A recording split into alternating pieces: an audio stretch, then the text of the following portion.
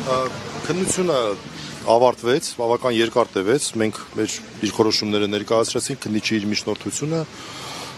շուտով դատարանը կհայտնի, թե երբ է հայտարարելու որոշումը, մենք դրան ենք սպասում, այսինքն ժամ դեռ չունենք, երբ է որոշումը հրապարակվելու, մեր դիրքորոշումները ոչ միայն էլ ավելի խորացան, որ սա անձամբ Ադրբեջանի հոգևոր առաջնորդ Փաշազադեի հանձնարարությամբ Հայաստանի օր-օրի ապահայկականացող իշխանությունների կողմից ծավալվող հալածանքի մի հերթական դրվագ է եկեղեցու դեմ։ Օրը երբ էր, ժամը երբ էր, վաղը, հա։ Այո։ Ինչպես էր սրբազանը։ Մի կարևոր հանգամանք էլ նշենք, որովհետև դա փաստական տվյալ չի եւ մենք իրավունք ունենք դա հրապարակել։ Այս միջնորդությունը ավելի խիստ էր իր բնույթով, քան անգամ սկզբնական որոշ միջնորդությունը։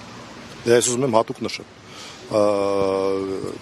Միջնորդությունը իր բնույթով ավելի խիստ էր, այսինքն հիմա ավելի շատ են պահանջում, քան սկզբնական կալանքի միջնորդությունը։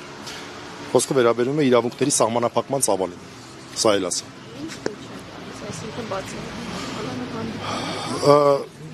Տեսակցությունների մասով ավելի խիստ միջնորդություններ, քան սկզբնական միջնորդությունը, որ ներկայացվել է, ոչ